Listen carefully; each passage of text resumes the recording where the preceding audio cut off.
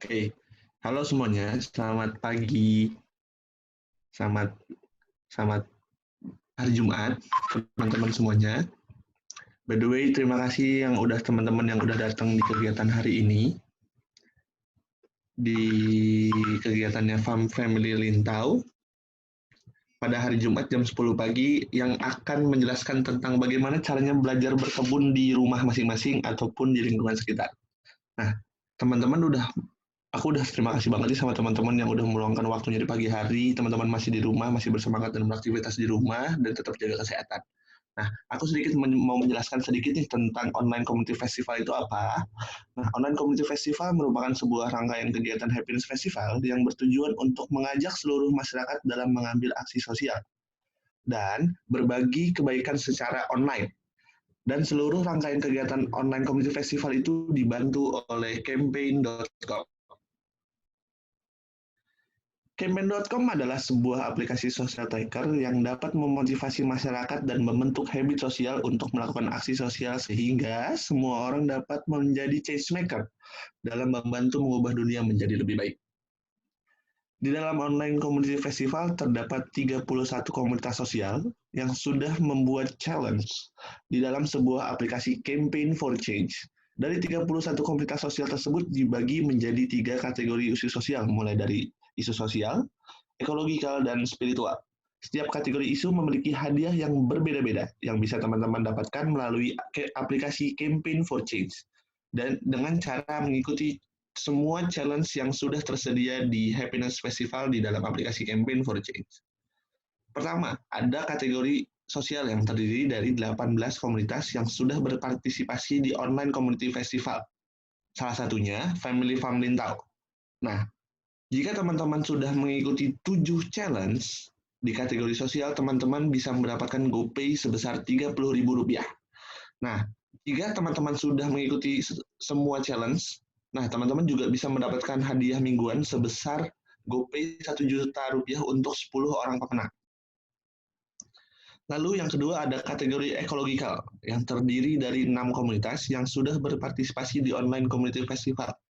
Jika teman-teman sudah mengikuti 3 challenge di kategori ekologikal, teman-teman bisa mendapatkan potongan harga atau diskon sebesar 20% untuk 2.000 changemaker pertama. Diskonnya tersebut bisa digunakan di lemonilo.com.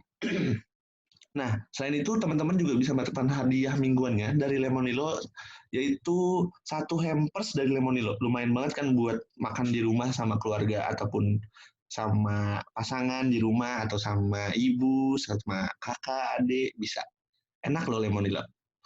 Nah, terus yang ketiga, ada kategori spiritual yang terdiri dari 7 komunitas yang sudah berpartisipasi di online community festival. Jika teman-teman sudah mengikuti 4 challenge di kategori spiritual, teman-teman bisa mendapatkan OVO sebesar Rp30.000 dan berkesempatan juga untuk mendapatkan humidifier dan aromaterapi. Lumayan kan buat di kamar buat wangi-wangi atau enggak buat sedikit relaksasi aja di rumah.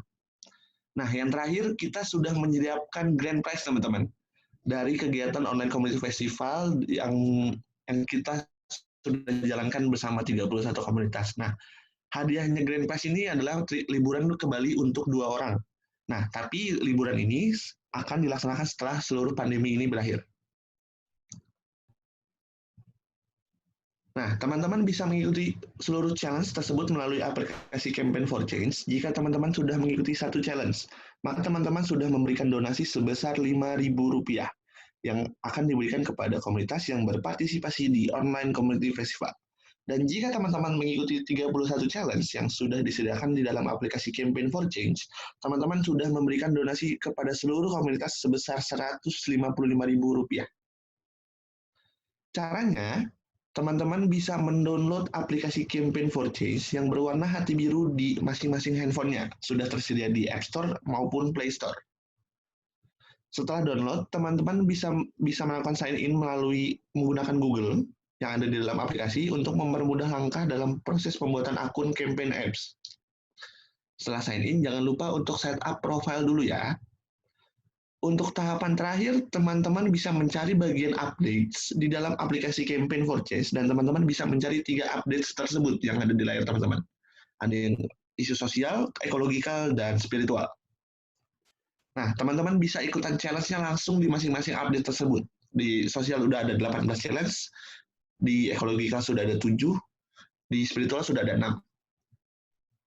Nah, untuk yang terakhir, untuk informasi lebih lanjut, teman-teman bisa langsung membuka website campaign.com/Indonesia Bahagia Lestari, ataupun bisa langsung search di dalam aplikasinya. Nah, di bagian aplikasi nanti teman-teman tinggal klik search, nanti tulis saja di bagian campaign page. Nah, teman-teman tinggal tulis Indonesia Bahagia Lestari. Nah, aku sekarang ingin sedikit mau sharing video teman-teman biar supaya teman-teman bisa dapetin hadiahnya menarik.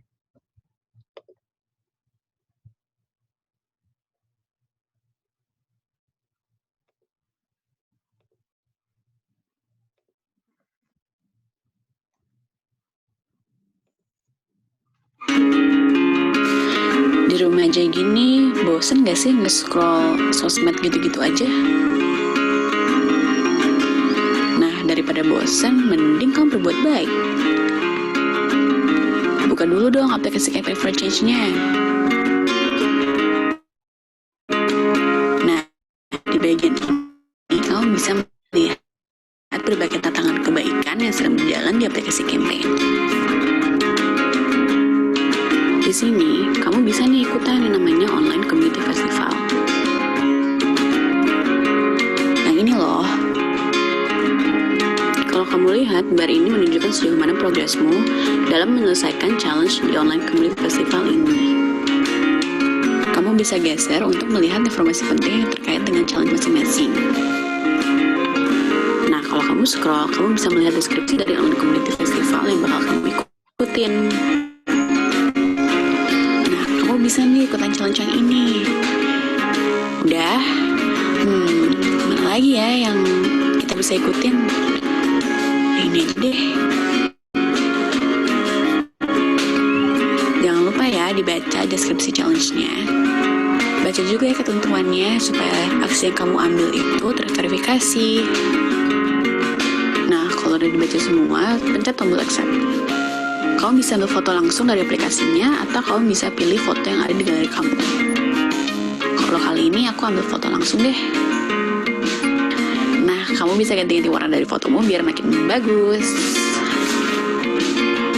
Nah, kalau sudah jangan lupa nulis captionnya ya. Ingat harus sesuai dengan deskripsi yang ada di halaman sebelumnya. Nah, kalau udah pencet yang di atas kanan ini ya.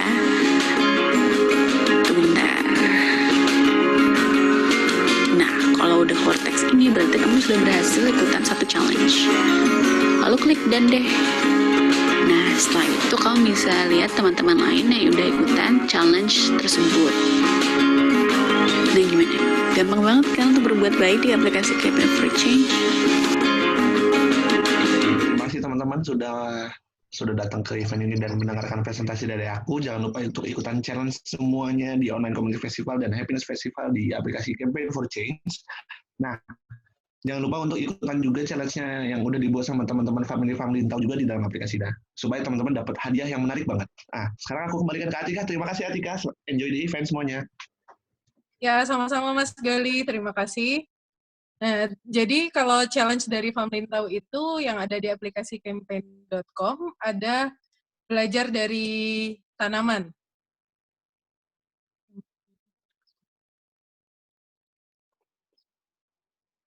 Nah, belajar dari tanaman, nah itu caranya teman-teman bisa, ini ada caranya, bisa teman-teman upload foto tanaman atau foto bersama tanaman. Setelah itu silahkan ceritakan pelajaran apa yang bisa teman-teman petik dari tanaman tersebut. Selain dapat hadiah dari campaign.com, teman-teman juga akan mendapatkan merchandise eksklusif dari Famkadai untuk 3 postingan paling menarik. Oke. Nggak usah panjang lebar, sekarang mungkin udah pada nggak sabar, kita mulai kelas belajar berkebunnya. Mas Yogi udah ready? Halo Mas Yogi, mana nih? Ya, siap. Nah, nanti di akhir sesi ini, kita akan ada diskusi.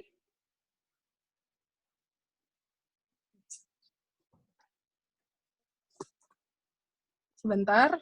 Sorry.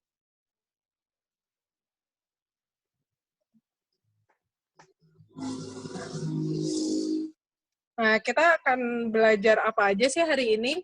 Yang pertama itu ada kenapa sih kita harus berkebun? Yang kedua itu bagaimana cara mulai berkebun? Dan terakhir nanti kalau waktunya cukup, harapannya kita bisa praktek membuat media tanam dan semai benih. Sebelum mulai, sesi kelas ini bukan berarti saya ataupun Mas Yogi merupakan orang yang lebih pintar atau lebih tahu dibanding teman-teman sekalian. Kelas ini kami buat hanya untuk kita sharing dan saling berdiskusi. Jadi harapannya di dalam kelas ini kita bisa sama-sama belajar bagaimana sih cara untuk belajar berkebun. Oke. Sedikit perkenalan, mungkin sebelumnya lewat grup WhatsApp sudah ada sapa-sapa sedikit kepada teman-teman. Nama saya Tika Risyad. Saya founder dari Famlintau, biasa dipanggil. Nah, untuk kepo-kepo kegiatan Famlintau apa aja, itu kita ada di 3 Instagram. Ada @fam.lintau, @fam.kadai, dan @dangaubaraja. Nah, kegiatannya seputar kami mengajak para pemuda lokal untuk mempromosikan produk-produk pertanian lokal dan juga sama-sama membangun agroeduwisata berkelanjutan di sana. Dangau Baraja itu merupakan sebuah rumah belajar untuk belajar apapun bersama anak-anak dan orang dewasa juga harapannya ke depannya. Dan kalau Famkada itu ada menjual produk-produk lokal, baik itu produk pertanian, kerajinan, maupun kuliner. Bisa kepo di Instagramnya. Next, silakan Mas Yogi, perkenalan sedikit, Mas. Oke, semuanya. Assalamualaikum warahmatullahi wabarakatuh. Nama saya Yogi Aditya Putra, biasa dipanggil Yogi. Setahun ke belakang, saya berkegiatan di Lombok Timur, Desa Jeruk Manis, itu di sebelah selatannya Taman Nasional Gunung Rinjani. Di sini saya mengelola satu kebun sayur, formatnya market garden, yaitu kebun skala kecil yang intensif untuk produksi pangan, terutama sayur, ada herbs juga, dan ada beberapa buah yang kami kelola secara 100% organik. Jadi di sini kita beroperasi sebagai badan usaha, kita jualan sayur, kita produksi sendiri, dan teman-teman bisa menganggap ini sebagai sebenarnya laboratorium gitu. Jadi di sini kita mencoba bagaimana pola produksi yang organik. Setelah itu kita juga mencoba dari segi tata niaga, kita mencoba format yang baru, yaitu kita menjual langsung ke konsumen. Harapannya kita nanti bisa format hubungan antara konsumen dengan produsen itu bisa seperti subscribe. Seperti teman-teman bayangkan langganan koran, teman-teman membayar di awal dan kemudian akan mendapatkan paket kiriman sayur setiap 1 minggu sekali dari kami gitu. Jadi dengan format yang seperti itu harapannya akan lebih terjalin hubungan yang adil antara konsumen dengan produsen gitu. Jadi kita sharing resiko sehingga di situ ada kepercayaan dan ikatan yang lebih kuat antara konsumen dengan produsen makanan gitu. Dan kita sebagai produsen juga transparan dalam pengusahaan pangan yang kita sediakan untuk para konsumen gitu. Nah, teman-teman bisa langsung melihat di Instagram, di situ kita nge-share kegiatan kita yang ya secara garis besar utamanya adalah tentang produksi sayuran, dan kita juga sedikit demi sedikit mulai menanggapi. Jadi kita menanggapi kalau ada masyarakat yang tertarik gitu, terutama untuk pemuda dan anak-anak gitu. Jadi di sini kita juga melibatkan tetangga-tetangga sekitar, mereka ada yang kerja di sini, dan dari situ kita mulai istilahnya memberikan bahwa ada opsi lain loh, bertani itu secara organik begitu. Kira-kira gitu. Oke, keren banget Lombok Organik. Tadi pasti pada pengen berkunjung banget nih ke sana. Jangan lupa berkunjung juga ke Famlintau. Nah, Mas Yogi juga belum pernah ke sini, saya belum pernah ke sana. Semoga nanti bisa saling mengunjungi. Oke. Amin. Nah, Selanjutnya, saya mau tanya nih sama Mas Yogi. Kenapa sih kita harus berkebun, Mas? Alasan Mas Yogi sendiri tuh awal mulanya terjun ke kelompok organik atau berkebun atau terjun ke dunia pertanian itu apa sih? Oke. Jadi ini ada alasan yang receh sama alasan yang agak serius gitu. Mana nih yang mau kita diskusikan? Dua-duanya boleh. Dua-duanya Oke. boleh, Mas. Receh Jadi sama serius boleh. singkatnya kalau yang receh itu karena saya pengalaman beli pisang waktu itu di kota. Jadi waktu di Bandung tepatnya waktu itu, jadi saya beli pisang agak sulit waktu itu nyari pisang dan saya nemu pisang di minimarket. Nah, pisang itu sunprit lah, kita bilang sunprit. Kita sensor sedikit. Komplit Nah, ya, tit gitu uh, ya. gitu. Jadi itu kelihatannya bagus secara fisik dan segala macam, tapi menurut saya yang terbiasa makan pisang yang tidak dibeli dari supermarket atau minimarket, itu rasanya kurang memuaskan gitu, walaupun penampilannya bagus gitu. Itu nggak salah juga sebenarnya. Cuman menurut saya sayang aja ketika nanti kalau misalkan pisang-pisang yang seperti itu sudah mulai merajalela, pisang-pisang yang harum, manis, legit yang bisa diperoleh di pasar-pasar itu mulai terpinggirkan gitu. Jadi itu sebenarnya fenomena sederhana, cuman kalau kita telusur itu ternyata konsekuensinya panjang. Bagaimana pengusahaan pangan secara industrialisasi itu nantinya akan menggeser apa ya istilahnya keanekaragaman hayati dari produk-produk makanan itu sendiri gitu. Nah, ini hanya pancingan aja. Terus kalau yang agak sedikit serius ya Itu yang receh ya tadi ya. itu yang receh. Karena Perkara sunprit. saya pengen nanti generasi selanjutnya tidak hanya mengenal pisang sunprit aja gitu. Jadi kalau tidak ada orang yang berkebun atau semakin sedikit orang yang berkebun, takutnya pisang-pisang yang tidak atau makanan-makanan yang tidak masuk di sistem industrialisasi itu mulai punah gitu. Seperti pada komoditas lain seperti beras atau jagung gitu. Itu banyak banget yang varietas-varietas unggulan asli lokal itu mulai terpinggirkan, bahkan mungkin mulai hilang gitu varietasnya gitu. Itu udah alasan yang serius. Oh, Mas. yang agak serius karena waktu kuliah biasa karena ospek kita kan dituntut untuk mikir gitu waktu ospek. Dan saya mulai mempertanyakan tentang kemandirian. Nah, mandiri itu seperti apa? Long story short, intinya kesimpulan saya mandiri itu ya berproduksi gitu. Kemampuan untuk berproduksi gitu. Jadi salah satunya adalah produksi makanan yang sangat memungkinkan gitu untuk kita lakukan sendiri. Kalau produksi yang ribet-ribet kayak hal-hal lain itu mungkin jauh ya. Tapi kalau makanan itu semua sumber dayanya saya rasa tersedia. Alam sudah menyediakan itu. Dan kalaupun kita tinggal di lingkungan perkotaan yang tidak ada tanah atau tidak ada alam kurang menyediakan itu pun aksesibel di toko-toko tanaman hias atau apa gitu. Jadi menurut saya itu paling dasar untuk memulai kemandirian gitu. Oke. Jadi kalau alasan recehnya perkara pisang sunprit, tapi kalau alasan seriusnya yang di-highlight tadi soal kemandirian. Betul. Nah, bagaimana kita sebagai seorang manusia bisa memenuhi kebutuhan kita masing-masing. Nah, betul.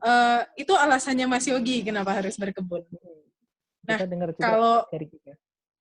Oh ya, kalau saya sendiri tuh pertama kali mulai berkebun itu semenjak awal pulang kampung. Itu akhir 2018 bikin yang namanya Farm Pintau. Itu pertama kalinya yang namanya menanam. Sebelumnya tuh nggak pernah. Seumur hidup nanam bunga, sayur apalagi. Jadi belajarnya otodidak, jamaah YouTube dan Google. Nah, kenapa awalnya mulai berkebun itu? Simpelnya karena kurang duit sih. Jadi waktu pulang kampung, saya nggak punya duit banyak buat beli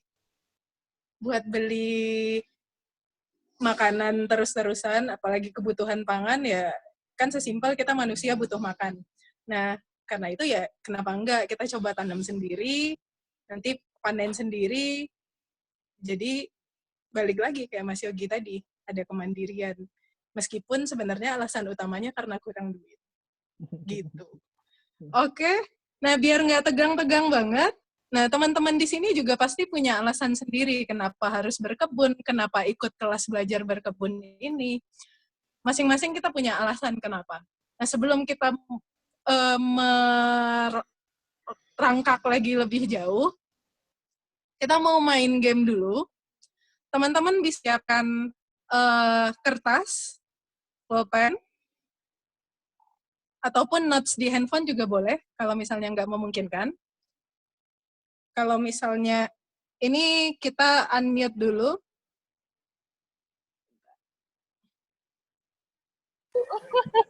Oke. Ini bagus buat kamu punya ponakan apa sepupu nih saya. Orang tuanya. Sorry.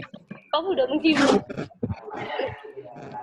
Ya agak kurang kondusif ya. Lembaran itu di dalamnya. Nah, teman-teman sudah siapkan kertas sama pulpen ya. Kita mute lagi. Silahkan teman-teman sekarang coba lihat screen-nya.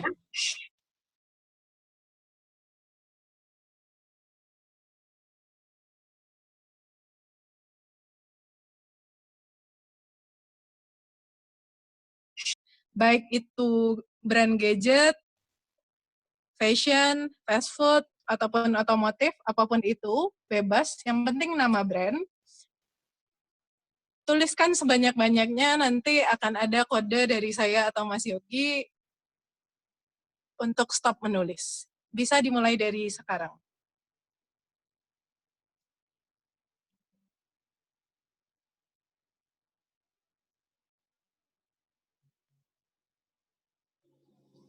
Nama brand ya, apapun itu, yang akrab di telinga atau bebas, nama brand apapun, baik itu peralatan rumah, makanan, sebanyak-banyaknya. Oke.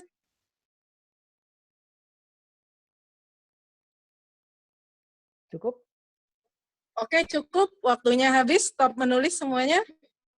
Nah, sekarang bikin di sebelahnya.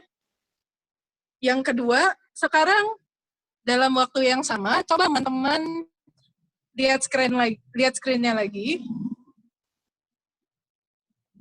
Tuliskan sebanyak-banyaknya nama tanaman yang biasa teman-teman konsumsi di rumah, tapi juga dikenali wujudnya, baik itu pohonnya, daunnya, batangnya. Tanamannya bisa apa aja, bisa sayur, bisa buah, ataupun tanaman herbal. Tapi tidak hanya biasa dikonsumsi, tapi juga tahu bentuknya kayak gimana. Tanaman itu tumbuhnya, apakah dia pohonnya tinggi, pendek, daunnya kayak gimana, yang teman-teman ketahui.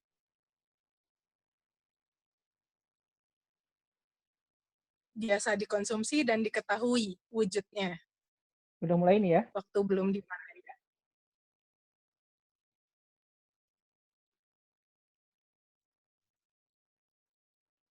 Oke, jika nanti kami sudah bilang waktunya habis, teman-teman bisa buka chat, lalu tuliskan brand jumlahnya berapa yang teman-teman tulis, coba dihitung, tanaman berapa jumlahnya.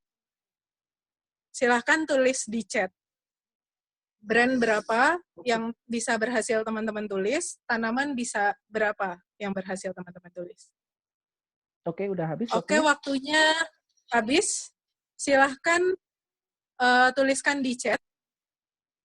Teman-teman ya, ada yang bisa tulis brand. Oke, ini sudah ada yang masuk. Jumlahnya aja teman-teman ya. Habis, kalau bisa langsung jumlahnya aja. Brand berapa, tanaman langsung berapa. Jumlahnya aja. Langsung jumlahnya aja.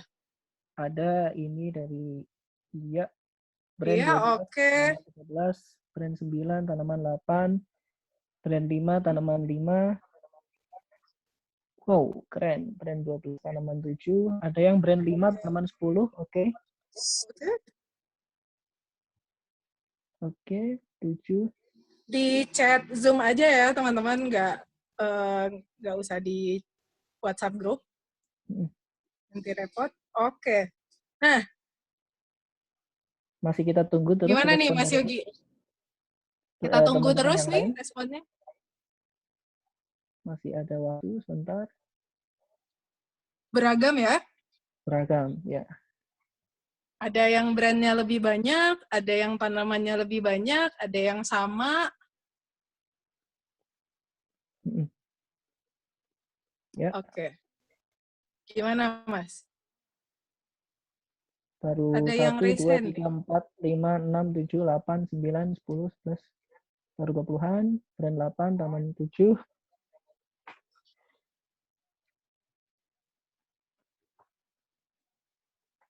Oke, terus? Kita minta teman-teman ada yang mau sharing dulu gitu. Kayaknya ini ada Mas Yuda Juliana mau sharing kayaknya.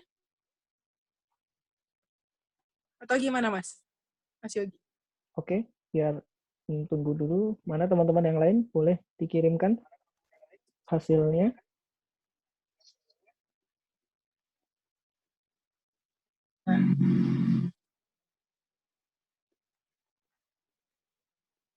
Satu, 2, 3,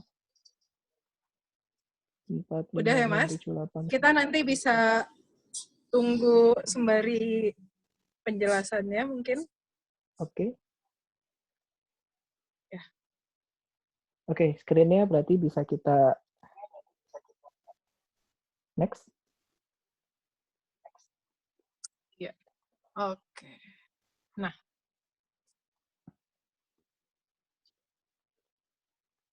Oke, jadi teman-teman itu semacam refleksi sederhana dari kita untuk sedikit lebih mengulik lah tentang pengetahuan kita sendiri tentang seberapa akrab sih kita dengan tanaman-tanaman yang biasa kita makan. Nah, kalau kita lihat dari hasilnya, ada beberapa teman-teman yang pengetahuannya seimbang antara brand-brand itu sama tanaman. Ada yang lebih banyak tanamannya, ada yang sedikit tanamannya gitu. Cuman kalau kita lihat trennya kayaknya yang tanaman itu lebih sedikit. Jadi kita pengetahuan tentang brand itu lebih banyak gitu. Nah, ini sebenarnya kita mau sedikit refleksi mumpung momentumnya adalah kita sekarang sedang harus di rumah aja gitu ya. Jadi kita membatasi diri di tengah pandemi seperti ini. Walaupun ini bukan sesuatu hal yang bagus, kita semua prihatin dengan pandemi ini, tapi kita harus bisa memanfaatkan ini untuk mencari hikmahnya seperti apa gitu, kita pikir gitu. Untuk refleksi gitu. Jadi brand-brand itu muncul di kehidupan kita relatif baru-baru aja gitu. Setelah kita paham sejak itu, setelah kita bisa mengkonsumsinya gitu. Tapi kalau tanaman itu saya rasa sejak awal kita mulai hidup, sejak kita kecil, kita udah akrab dengan tanaman-tanaman itu gitu. Cuman tanda tanyanya adalah ketika kenapa brand itu justru lebih melekat di kepala kita dibandingkan tanaman yang sangat esensial di kehidupan kita karena sering kita makan dan bahkan masuk ke tubuh kita gitu, mempengaruhi kita, kesehatan kita seperti apa. Bahkan sebagian orang percaya bahwa makanan itu mempengaruhi pribadi kita gitu. Nah, di tengah situasi seperti ini kan kita harus refleksi, memikirkan ulang lah apa yang esensial dan apa yang tidak gitu. Jadi yang awalnya kita bisa mengakses banyak hiburan, sekarang enggak. Tapi kita dituntut untuk tetap waras, tetap sehat, tetap bahagia gitu dengan situasi yang seperti ini gitu. Dan pada akhirnya teman-teman akan stick pada kebutuhan basic gitu. Yang awalnya mungkin brand-brand itu menunjang kebahagiaan teman-teman, tapi sekarang terpaksa nggak bisa belanja atau nggak bisa menggunakan jasa-jasa dari brand-brand itu gitu. Dan kita terpaksa melakukan banyak hal di rumah gitu. Nah, jadi itu kita hubungkan dengan kenapa berkebun menurut saya pribadi dan mungkin menurut Mbak Tika juga itu penting gitu.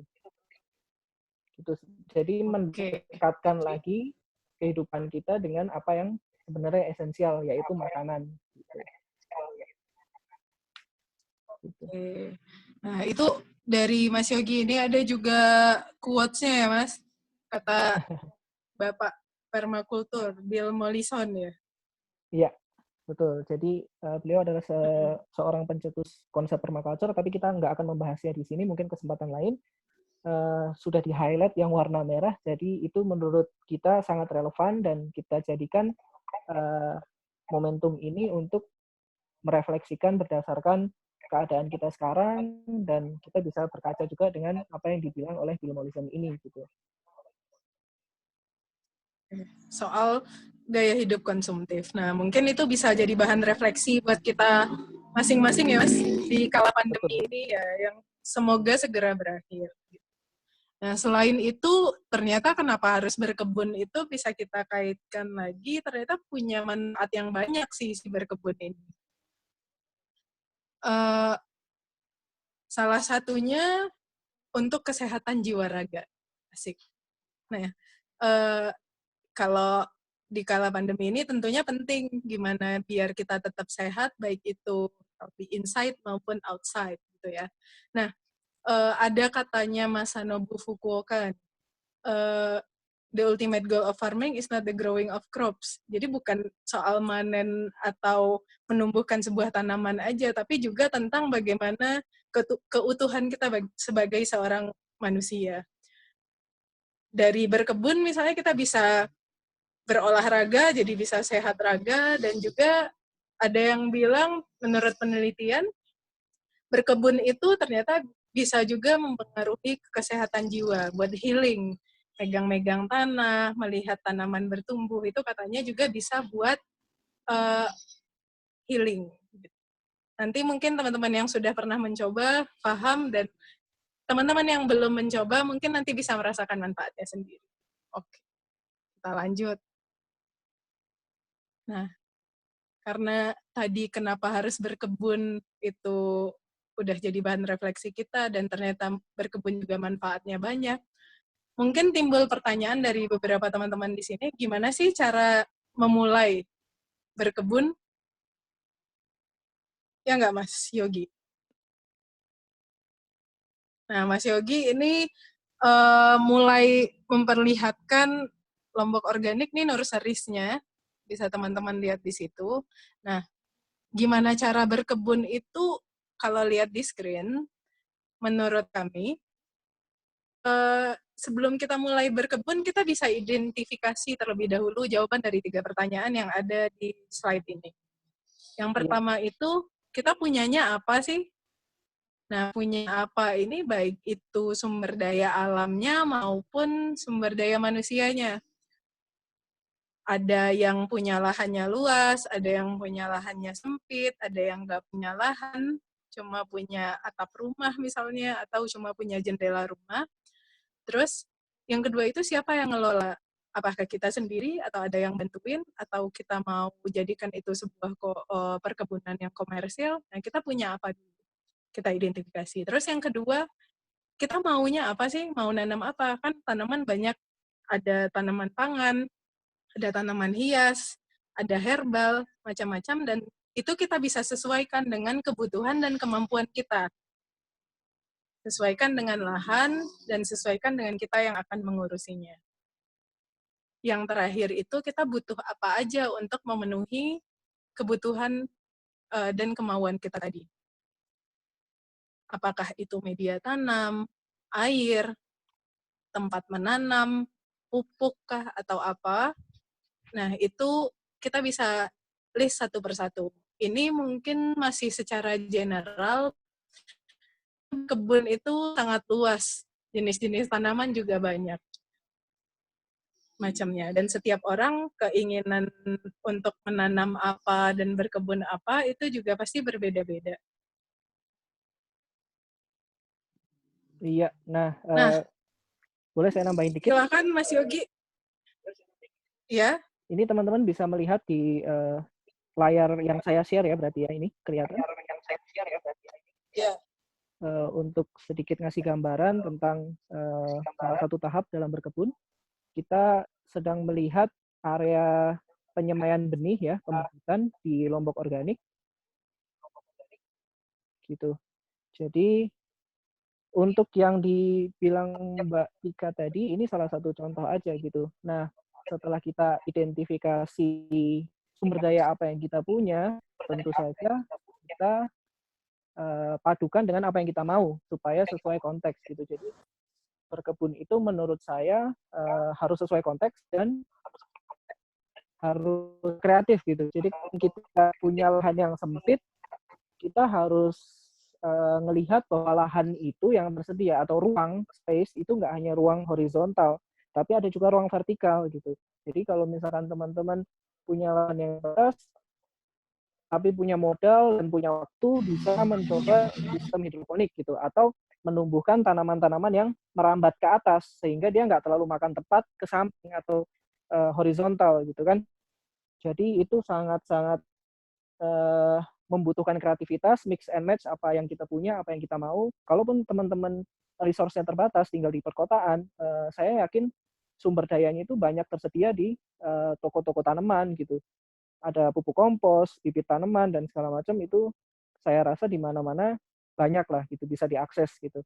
Jadi intinya kreatifnya kita dan nikmati prosesnya ya, karena pasti di awal-awal kerasa ribet gitu, tapi pada akhirnya menurut saya fulfilling gitu sih. Iya, setuju banget. Prosesnya itu yang penting ya Mas, karena menyemai benih itu di awal kita semai, nggak hari ini ditanam, besok nggak langsung tumbuh jadi berbuah berbunga gitu ya Mas, ada prosesnya. Iya. Oke, gitu. Nah, di situ kalau di nurseries-nya Lombok Organik tuh kelihatan tuh ada tempat semai-semai benih, ada media tanam, ada macam-macam ya Mas, ada bibitnya Ya. juga. Oke, jadi sedikit highlight tentang pembibitan di sini.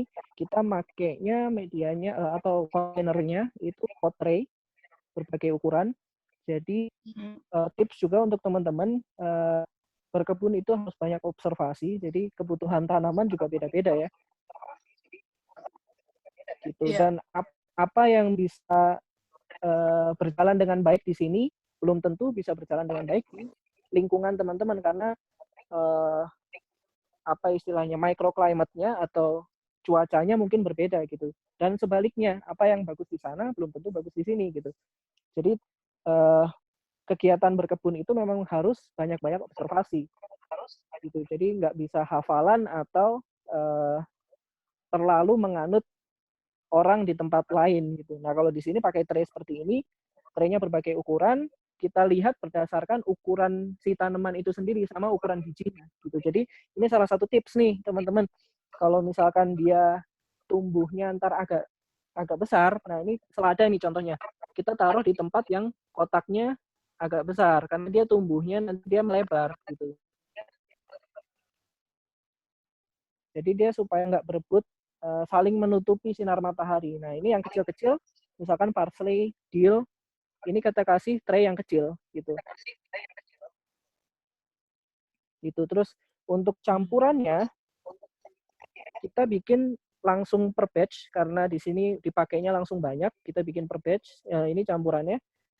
Bisa saya kasih lihat. Ini kompos. Ini kokopit atau apa ya, sap kelapa yang sudah dihancurkan, yang sudah seperti bubuk. Sama ini arang sekam. Gitu. Jadi perbandingannya kalau di sini sama tanah juga, tanah biasa, tanah yang di sekitar kita. Gitu. Kalau di sini perbandingan kan kita per batch banyak ya, jadi skalanya agak besar. Tanah biasa itu 10 bagian, kompos 6 bagian, kokopit 2 bagian, dan arang sekam 1 bagian. Kita campur ke dalam ember lumayan besar ini gitu. Tapi teman-teman bisa manfaatkan atau hafalkan rumusnya, rasionya itu tadi gitu. Tapi kembali lagi itu sih. Ini highlight yang bisa saya share dari nursery-nya Lombok Organik.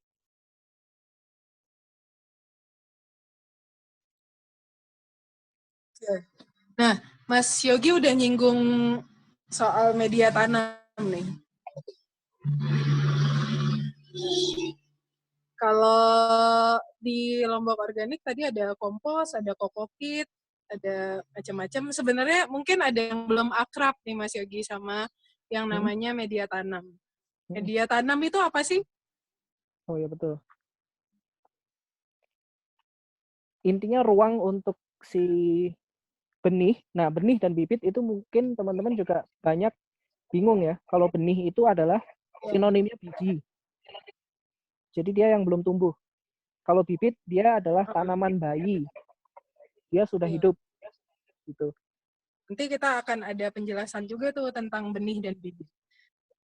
Ya. Kalau media tanam ya media tempat buat tumbuh. Berarti media tanam tempat buat menanam atau medium. Ya. Artinya bahan yang digunakan untuk tempat tumbuh berkembangnya akar tanaman. Nah, kalau di sini kita bisa langsung praktek aja kali ya, Mas Yogi? Boleh, boleh. Bisa lihat di video yang saya share. Nah, di sini kalau tadi Mas Yogi ada kokopit, ada kos juga. Nah, kalau kita di sini tersedianya resource-nya karena ada sapi. Jadi ini ada pupuk kandang, terus ada ini sekam mentah. Kemudian ini tanah biasa. Nih, biasa. Kalau di sini kita semai juga ada yang langsung ke polybag, ada yang ke tempat-tempat bekas kayak tempat-tempat minuman, ada juga yang ke tray semai seperti yang ada di Lombok Organik tadi. Nah, kalau kita perbandingannya di sini ada 1:1 semuanya. Jadi kalau satu gram, 1 pupuk kandang, dan 1 tanah. Kalau untuk sukulen atau tanaman-tanaman lainnya itu bisa teman-teman variasikan juga. Bisa tambahin pasir, sesuaikan dengan tanaman. Balik lagi seperti yang Mas Yogi bilang tadi, bisa saja di sini ini berhasil, tapi di tempat teman-teman tidak berhasil dengan benih yang sama ataupun dengan perbandingan yang sama. Itu tergantung cuaca dan jenis tanamannya lagi. Begitu. Nah, bisa langsung kita campur aja nih, perkenalkan ada ini Tika juga namanya. Nah, Tika akan coba campurkan, jadi caranya itu tinggal diaduk saja ketiga bahan-bahannya. Sekam, tanah, semuanya diaduk secara merata. Nah, ini kalau bisa dibilang media tanam itu merupakan komponen utama dalam menanam. Karena inilah yang menentukan bagaimana tanaman kita akan tumbuh nantinya. Nah, setelah dicampur secara merata, bisa dilakukan pengayakan biar agar media tanamnya lebih ukurannya sama. Terus bisa juga langsung. Nah, di sini kita akan coba menggunakan tray semai. Nah, ini sudah merata. Nah, ini sudah ada yang jadi media tanamnya, campuran dari 3 hal tadi. Kita langsung masukkan ke dalam tray semai. Nah, ini ada benih bunga matahari. Benih bunga matahari. Oh, ada yang bilang videonya nggak muncul. coba lihat di ini video yang saya share. Sebentar ya.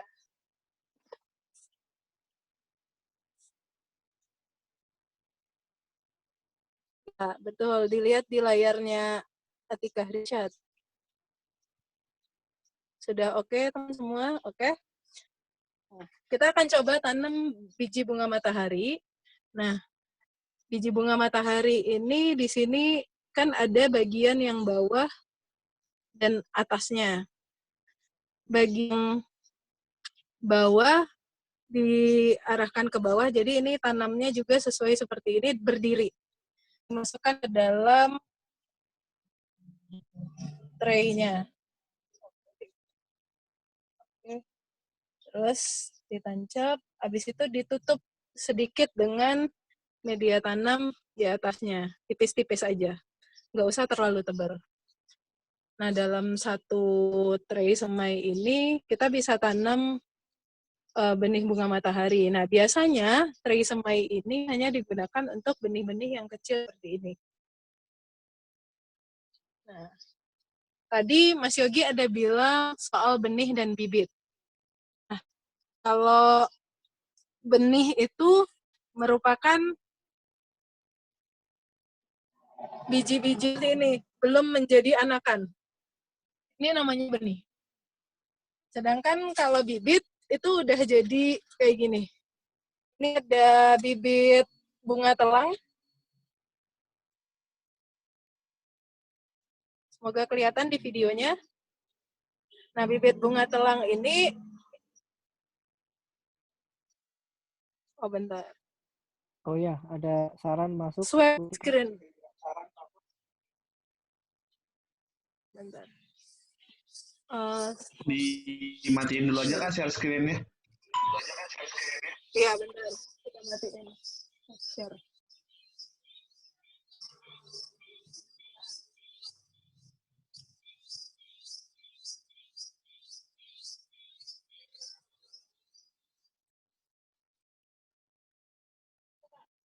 Sudah? Sudah kelihatan ya? Ya, atau bisa di double klik ya ke layarnya Atikah Rishad. Nah, tadi kalau buat yang miss, nah ini media tanamnya tadi campuran antara, kalau di farm kita pakai sekam mentah, pupuk kandang, sama tanah biasa. Tanah di sini lumayan subur, jadi terkadang kita campurkan juga kompos. Kalau untuk sukulen kita tambahkan pasir sedikit. Perbandingannya 1:1:1. Oke. Lanjut, tadi ini yang namanya benih. Kebetulan di sini ada benih bunga matahari, biji bunga matahari. Nah, cara menanamnya itu bagian bawah ini tinggal ditancepin aja ke dalam tray semai ataupun ke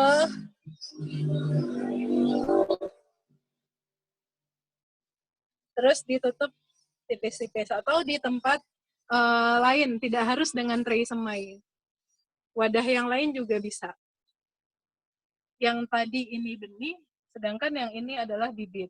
Kalau ini adalah bibit bunga telang. Ini ada juga bibit daun mint. Nah, di sini kita coba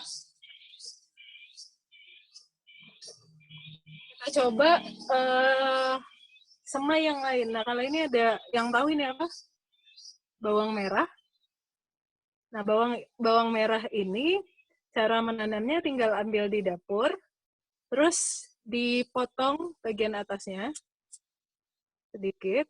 Nah, jadi seperti ini. Setelah itu, ini saya pakai gelas bekas minuman yang sudah dibolongin di bawahnya.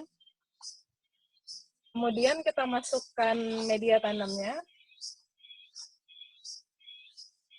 Kenapa bawang di wadah seperti ini bukan di tray semai? Karena bawang ukuran benihnya cukup besar. Jadi tidak proporsional untuk dimasukkan ke dalam tray semai. Setelah itu, bawang yang tadi sudah kita potong tinggal dimasukkan ke dalam ke dalam wadahnya, terus ditutup tipis-tipis. Kemudian tinggal dirawat, disiram, hingga dia tumbuh daun. Dan nanti kalau misalnya memang tempatnya tidak cukup di wadah seperti ini, bisa langsung teman-teman pindahkan ke tanah atau ke pot yang lebih besar.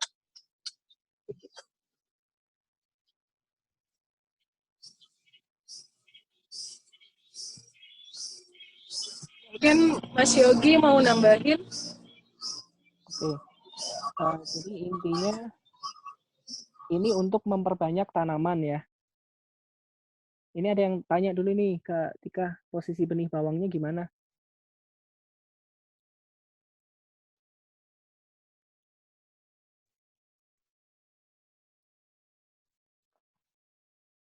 Mute-nya dimatiin dulu, di-unmute dulu. Ke-mute itu, Tika. Sorry ya. Nah, jadi ini bawang yang sudah dipotong tadi, tinggal dimasukkan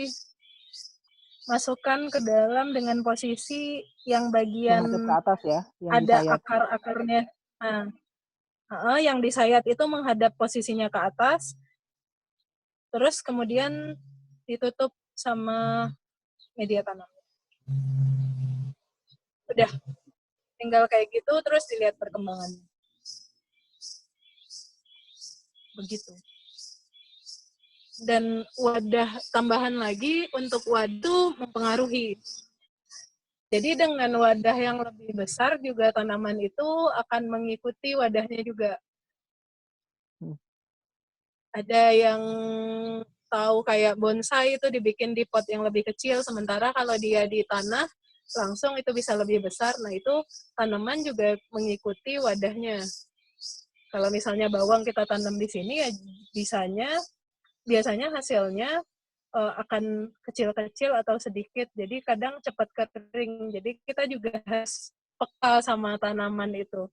Apakah dia butuh dipindah ke wadah yang lebih besar, ataukah dia sudah cukup dengan wadah seperti itu. Kalau telang nih tumbuhnya dia merambat, jadi kita harus bikin buat anjir buat dia merambat. Kalau bunga matahari, bagaimana lagi? Tanaman hias lain, bagaimana lagi? Kayak gitu. Oke. Nah, ini kan Tika sudah ngasih lihat untuk membuat bibit ya intinya ya. Ada yang dari biji, ada yang dari kalau bawang itu dari umbi. Nah, sebenarnya ada yang dari tunas juga. Ada bawang dari sebenarnya dia punya biji dia. Tapi tumbuhnya lebih lama dan mengeluarkan bijinya itu lebih lama. Jadi kebanyakan orang menggunakan umbi gitu. Ada juga yang seperti ini, coba saya share. Bisa dilihat di video layar saya. Ini juga dari umbi. Ini kencur atau bahasa daerahnya apa ya, di Sunda dibilangnya sikur. Nah, itu terus kami juga ada yang dari batang.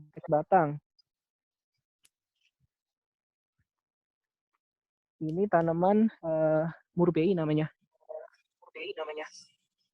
Atau bahasa Inggrisnya mulberry. Ini dari stek ranting, bahkan ini bukan batang, jadi kecil banget. Dia juga bisa hidup. Jadi tanaman ada juga yang seperti ini. Intinya kita membuat bibit, kita cari metode yang paling. Terus untuk percobaan yang lain, ini juga ada kita pemalahan. Ini alpukat. Gitu.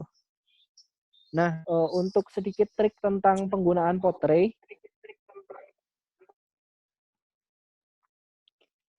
karena lubangnya ini kecil-kecil,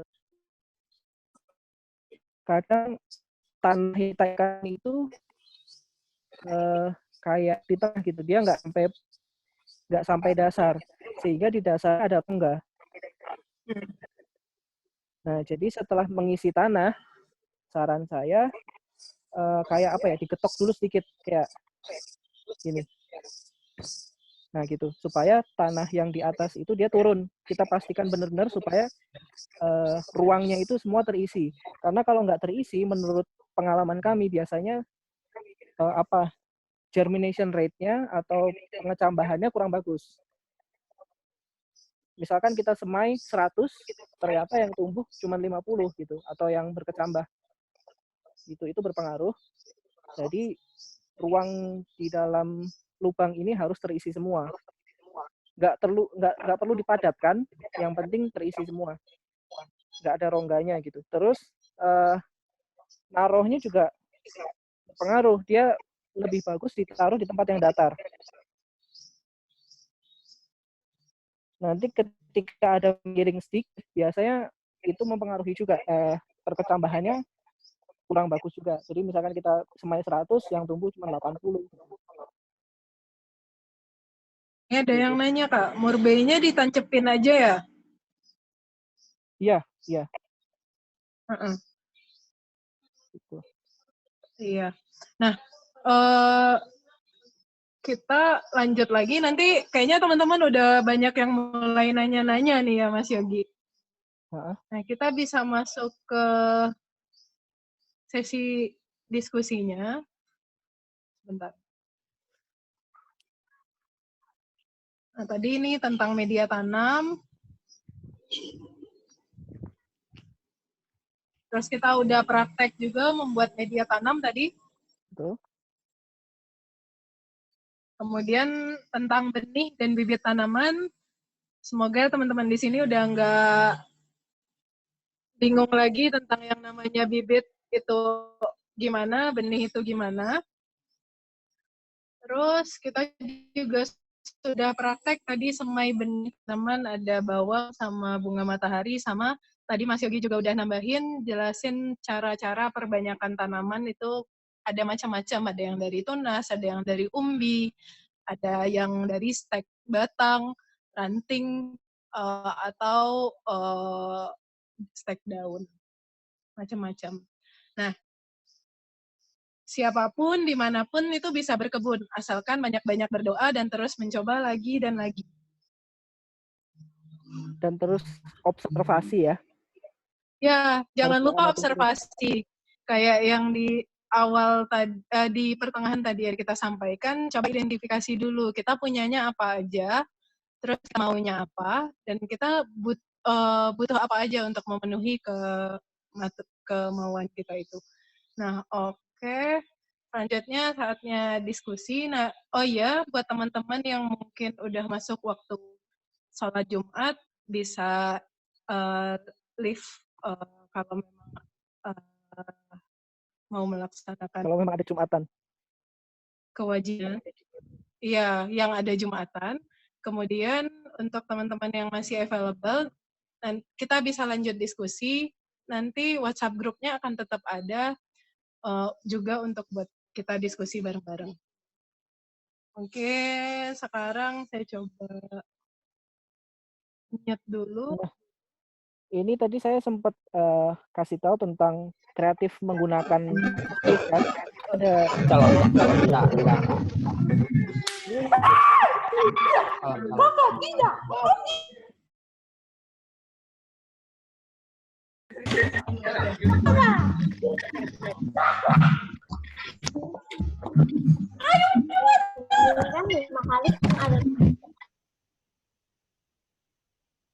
Tika, unmute dulu.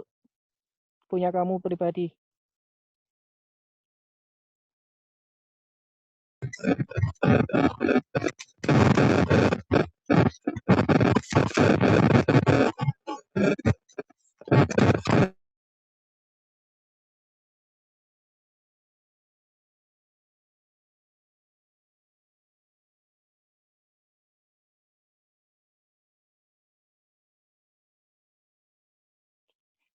Tika masih di mute. Nah. Ya, Yogi bisa. Nah, ini yang tadi saya contohkan tentang penggunaan space.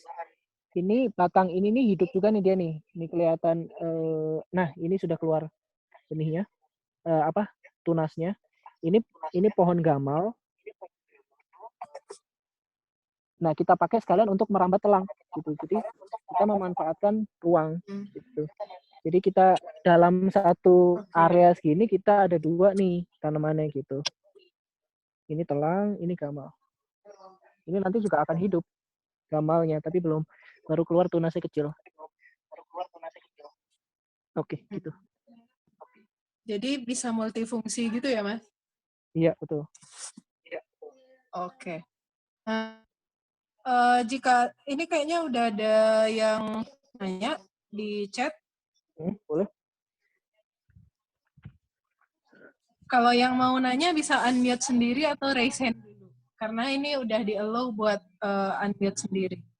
Ini dari Kak Astuti Malik. Kak, bagi tips buat mencegah hama dan penyakit halaman. Penyakit halaman. Oke, silakan Mas Yogi. Kalau di sini kita perbanyak bunga karena organik. Ya. Jadi kita nggak menggunakan bahan-bahan kimia sintetis. Jadi yang kita usahakan adalah memperbanyak bunga.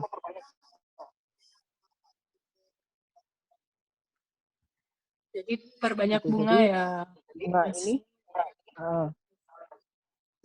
Bunga ini kayak melengkapi ekosistem sehingga serangga-serangga itu seimbang jumlahnya. Ada predator, ada hama gitu juga. Jadi kalau keadaan di mana hama itu merugikan adalah ketika hama itu rantai makanannya terputus, nggak ada yang memangsa hama itu. Itu mereka akan sangat mengganggu. Ya, ini kenikir. Misalnya serangga lagi hampir.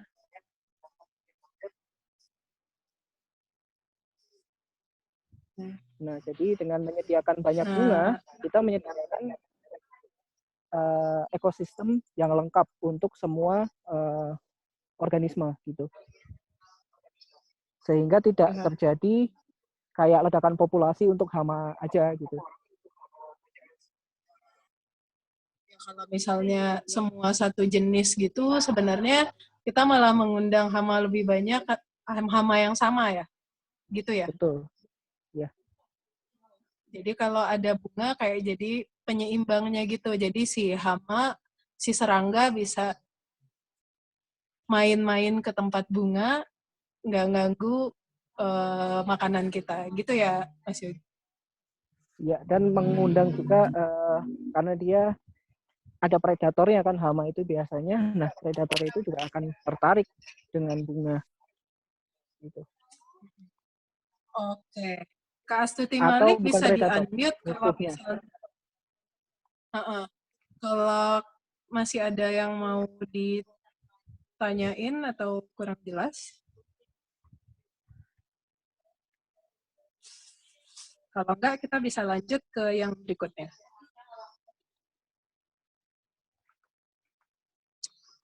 Oke. Sepertinya enggak ada. Kita lanjut ke yang kita lihat di kolom chat aja, berikutnya. Ya, setelah benih ditanam dari Kak Ika Damayanti nih. Setelah benih ditanam, apakah boleh langsung terekspos matahari? Apa harus ditaruh di tempat teduh? Untuk penyiramannya juga gimana, Kak? Terima kasih.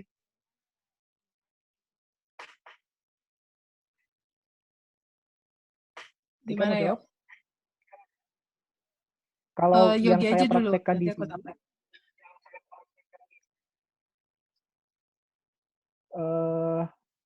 sewaktu benih baru ditaruh banget di tanah, sampai sebelum dia kelihatan kecambah, itu kita beri peneduh.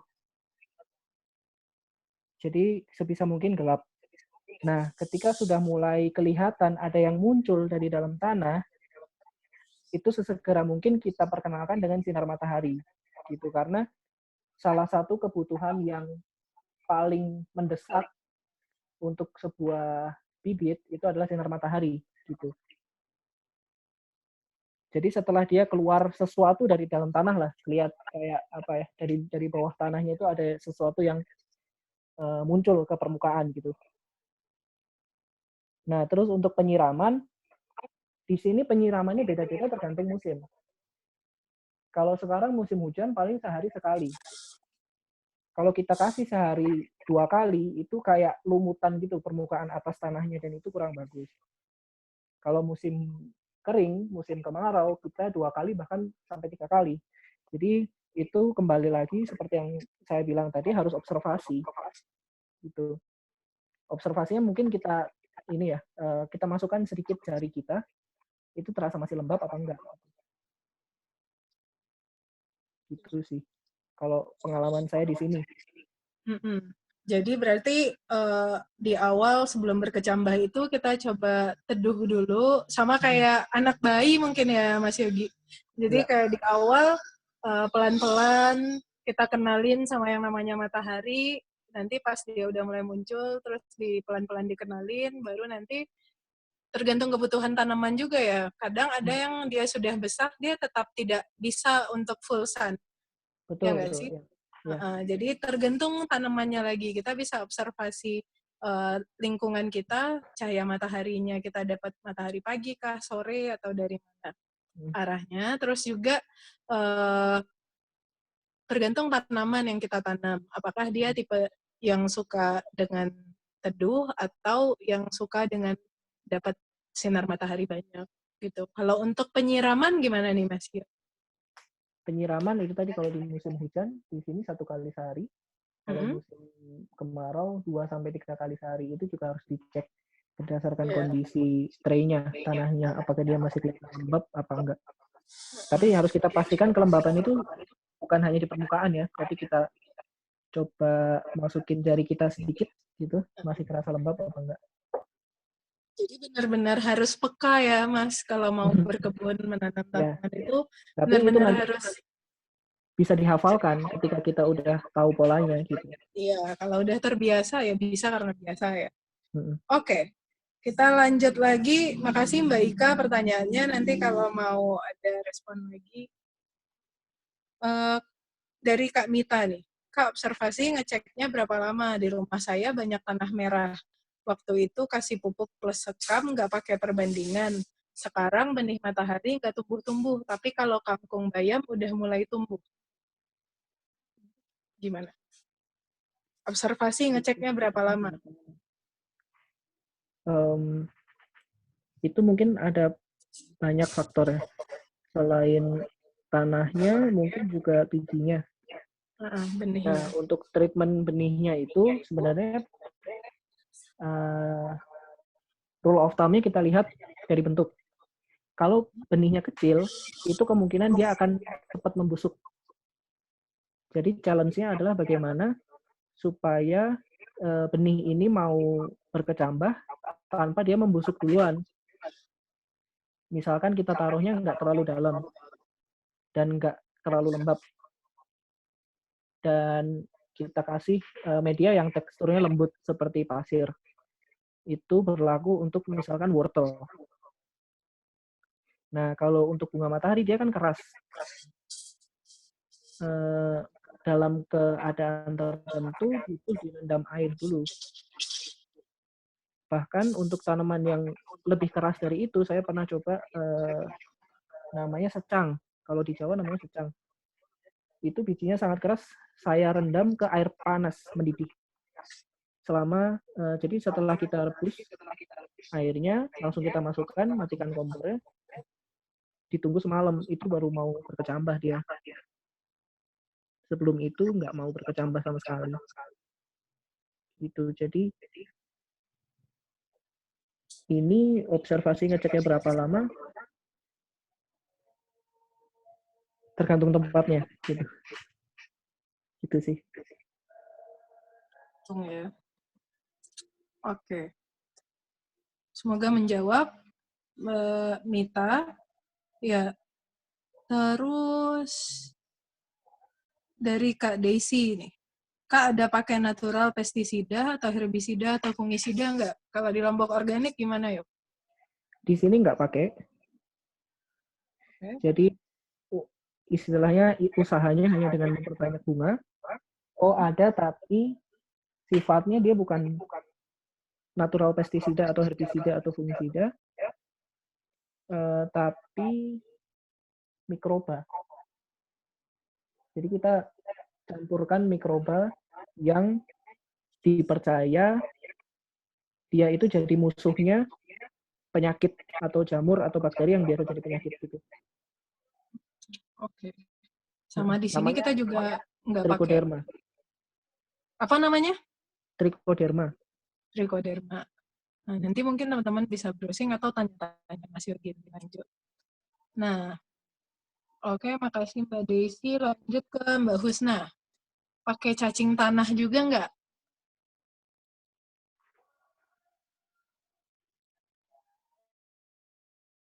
Cacing tanah. Ya. Cacing tanah kalau pakai itu maksudnya sengaja dicampur dari awal gitu ya? Iya. Enggak sih. Cuman cacing tanah memang sama jadi indikator untuk kesuburan tanah. Iya, sama di sini kita juga cacing tanah itu ya udah ada di dalam tanahnya, jadi dibiarin aja mereka hidup dengan tenang di sana. Kalau ditambahin secara sengaja juga belum pernah sih. Gitu. Oke, makasih Mbak Husna. Kita lanjut ya ke Krista Anugrah Adi. Kak, sekiranya ada saran untuk tanaman apa yang sekiranya cocok bagi pemula dengan ruang yang cukup terbatas? Contoh di kos-kosan nih, Mas Yogi. Oke, kalau pengalaman saya yang mudah itu pertama yang nggak perlu pembibitan dari biji ya, tapi perbanyakannya dari misalkan potongan atau slip ya tunas gitu, seperti daun bawang sama serai. Ya, daun bawang sama serai itu cukup gampang. Terus daun mint. Jadi yang kita, kalau menurut saya lihat yang ukurannya kecil. Kalau serai dan daun bawang kan dia daunnya tipis-tipis gitu, jadi dia nggak terlalu makan tempat. Walaupun nanti dia kalau udah besar bisa kayak jadi koloni gitu ya, jadi berkerumun satu gerombolan gitu. Cuman itu makan waktu cukup lama dan dia cepat berkembang gitu. Jadi satu slip, satu potongan itu kita rendam air aja, nanti lama-lama dia udah keluar akarnya. Kalau udah keluar akarnya, kita bisa langsung taruh di tanah gitu. Dan itu kalau misalkan kita potong daunnya, dia muncul lagi gitu. Daun mint pun kalau iya benar nih, kalau di kos-kosan tuh kan pasti biasanya nggak punya halaman, cuma sepetak kamar doang ya. Jadi mungkin bisa, kalau syukur-syukur kalau ada jendelanya. Nah, jadi mungkin bisa nanamnya itu di gelas yang isi air. Kayak tadi mungkin sesimpel daun bawang, kalau emang biasa masak dan butuh daun bawang yang biasa beli di pasar itu kan biasanya masih ada akarnya tuh. Setelah dipakai, nanti bagian bawahnya itu bisa langsung direndam di air, nanti dia akan tumbuh daun.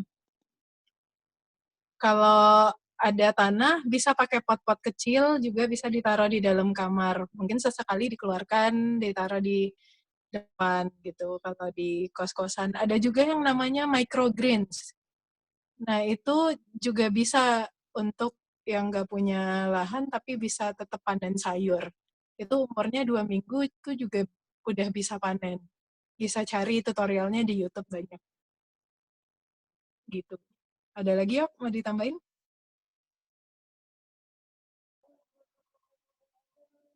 Halo? Ya. Microgreens. Oke. Menarik juga itu microgreens. Intinya microgreens itu kecambah. Jadi kita panen sebagai kecambah, bukan sebagai tanaman dewasa gitu. Nah, dengan penekanan itu, jadi teman-teman supaya nggak pusing sama istilah aja. Iya. Oh iya. Nanti mungkin toge. bisa browsing. Nah, itu microgreens itu ibaratnya kayak ini, dulu waktu SD sering di percobaan IPA, kacang hijau itu ditaruh di atas kapas terus tumbuh bertunas. Nah, itu udah masuk ke dalam berkebun sih. Nah, itu bisa juga diterapkan di kos-kosan. Dan nutrisinya ini sebenarnya lebih nutrien dense, lebih padat nutrisi. Iya, karena dia masih tanaman muda. Nah, betul. Ya, itu saran dari Mas Yogi tadi buat Krista Anugrah Adi, cocok bagi pemula itu ya tergantung kitanya juga sih. Yang susah itu sebenarnya kalau dalam berkebun merawatnya. Kalau misalnya menanam di awal itu semua orang bisa, tapi sebenarnya gimana cara dia merawat prosesnya hingga sampai kita bisa menikmati hasilnya, itu terkadang nggak semua orang bisa merasakan. Gitu. Yang penting mau mencoba terus. Terus Mbak Astuti Malik lagi nih nanya. Jarak antara bunga dan tanaman utama, seberapa jauh jaraknya, Kak? Untuk yang tadi penangkal hama. Kalau di sini sih nggak diatur jarak spesifik, cuma kita perimeter.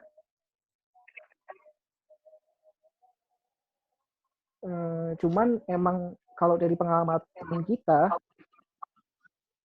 si serangga yang mau kita undang dengan menanam bunga itu, mereka punya mekanisme sendiri. Maksudnya kita nggak perlu atur jarak khusus sih gitu. Sejauh ini dengan ditaruh di perimeter udah cukup gitu juga. Terus kalau nanti teman-teman kadang-kadang pernah mungkin jalan-jalan lihat di sawah-sawah, itu juga sekarang banyak petani yang menanam bunga di pematangnya. Itu juga berhasil gitu. Jadi jaraknya sebenarnya nggak terlalu harus rapet banget atau gimana. Intinya si serangga ini dia tahu kok apa yang harus dia kerjakan gitu. Yang penting masih satu area. Iya. Gitu. Apalagi itu juga tergantung kepada lahan masing-masing ya, Kak. Kalau misalnya nanti Kak Yogi bilang jaraknya 5 meter sementara luasnya cuma 5 meter, ya nggak bisa sama gitu ya. Oke. Oke, Kak Astuti, makasih. Jadi nggak ada jarak yang saklek, yang penting masih satu area. Dan tergantung hama apa yang mau kita tangkal atau mau alihkan. Terus dari Elias Saryadiman, Kak kalau mau cari benih, apakah Farminta atau Lombok Organik ada menyediakan? Kalau di farm kita ada beberapa benih, bisa nanti lihat-lihat di farm Kadai. Bibit juga ada beberapa, sukulen juga bisa lihat di Instagram. Atau tanya langsung ke Mimin Farm-nya nanti. Di Lombok Organik ada nggak, Yok? Kalau di Lombok Organik ada banyak, tapi kita nggak jualan sejauh ini karena pengelolanya terlalu malas mungkin. Nah, kalau ada banyak benih tapi belum ada effort untuk ngejual. Ya, masih buat diputar lagi ya, buat ditanam kembali. Nah, teman-teman juga bisa di awal mungkin beli benihnya, tapi nanti bisa menghasilkan benih sendiri. Jadi seperti misalnya sesimpel bunga matahari, itu di awal kita minta atau beli benihnya, terus nanti tanam. Setelah dia berbunga dan mati sekitar 6 bulanan, itu nanti kita udah bisa panen benih sendiri dan itu bisa ditanam kembali. Jadi nggak harus terus-terusan beli. Sama juga dengan sayur-sayuran dan yang lain. Gitu. Ini yang di chat pertanyaannya udah habis. Kita bisa lanjut lagi. Nih kemarin di Google Form ada pertanyaan juga dari teman-teman beberapa. Bisa lihat di screen-nya, Mas Yogi. Iya. Scroll-nya lumayan jauh. Oke. Wow, ada yang orang Lombok. Ya, tadi kayaknya juga nanya dari Mbak Ika di Lombok. Kalau nggak punya lahan yang cukup untuk berkebun, gimana menyiasatinya? Terus jenis sayur yang suitable, yang cocok ditanam di rumah, dan tentunya tidak memerlukan perawatan intens. Oke, kalau tidak punya lahan yang cukup, kembali lagi, cukup itu kan relatif ya. Yep. saya nggak kebayang yang dimaksud nggak cukup itu sesempit apa. Cuman ya intinya yang saya share tadi, kita harus kreatif memang memanfaatkan lahan. Kalau di lombok organik memang konteksnya untuk ini ya produksi ya, jadi lahannya relatif luas dibandingkan lahan rumah tangga gitu. Tapi kita tadi udah lihat di apa namanya? Oke, sudah dijawab katanya. Yang seperti lahan di kos ya udah kejawab. Terus jenis sayur yang cocok ditanam di rumah. Saya tadi balik lagi ke mention kebutuhan ya. daun bawang sama daun mint.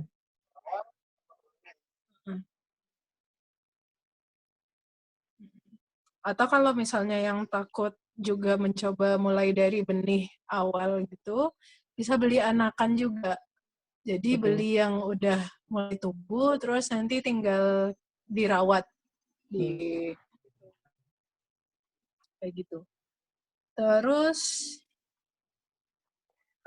yang kedua itu dari Mbak Evalin di Jakarta.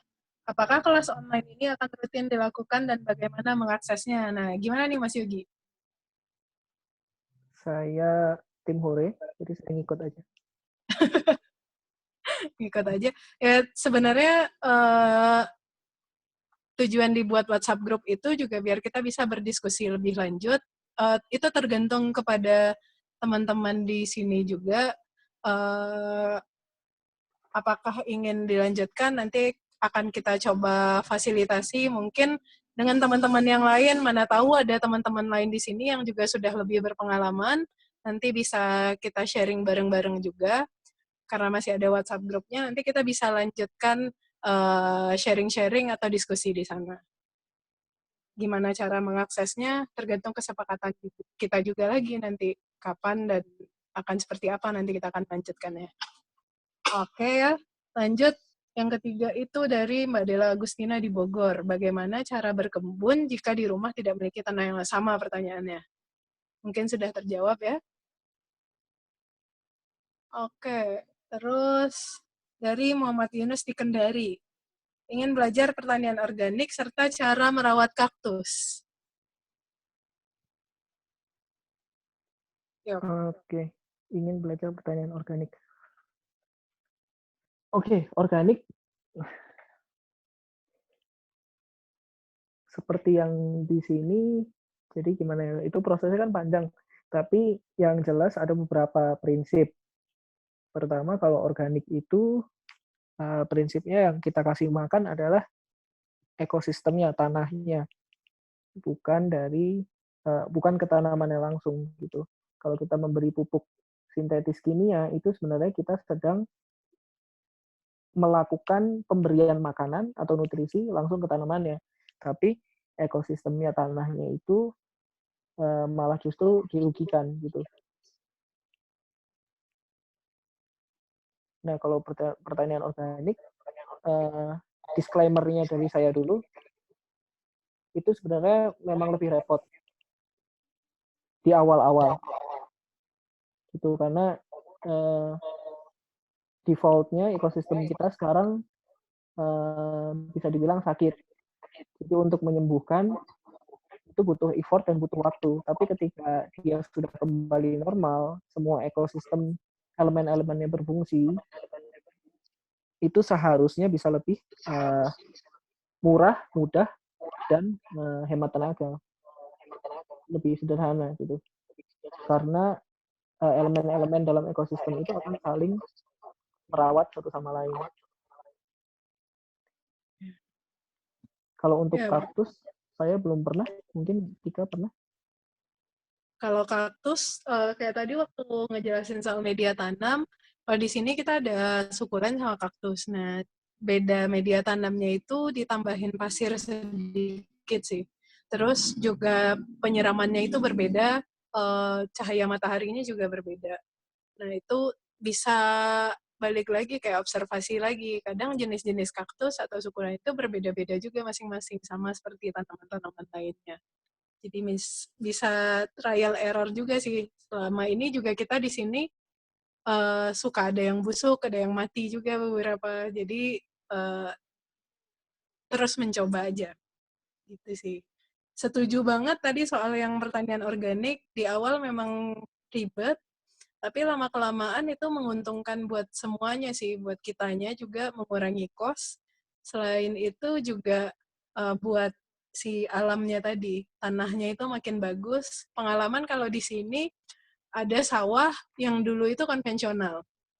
Jadi setelah beberapa waktu kita beralih ke pakai pupuk kandang aja, bahkan nggak pakai semprot sama sekali, pestisida apapun. Jadi cuma pakai pupuk kandang untuk pemupukan. Itu setelah 5 kali panen, bahkan hanya sekali 2 kali panen, itu kelihatan perubahan tanahnya itu udah kelihatan banget. Makin bagus. Sawahnya itu makin, tanahnya itu makin enak.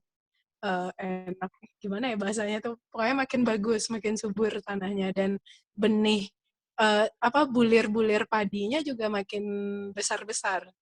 Nah, itu pengalaman di sini. Makin cepat kenyang ya. Makin cepat kenyang juga kita. Oke, lanjut. Itu dari, makasih Mas Yunus dari Kendari. Selanjutnya Permata Salsabila dari Bekasi. Pertanyaannya, lebih baik tanaman hias atau tanaman yang bisa dimakan kalau berkebun di rumah?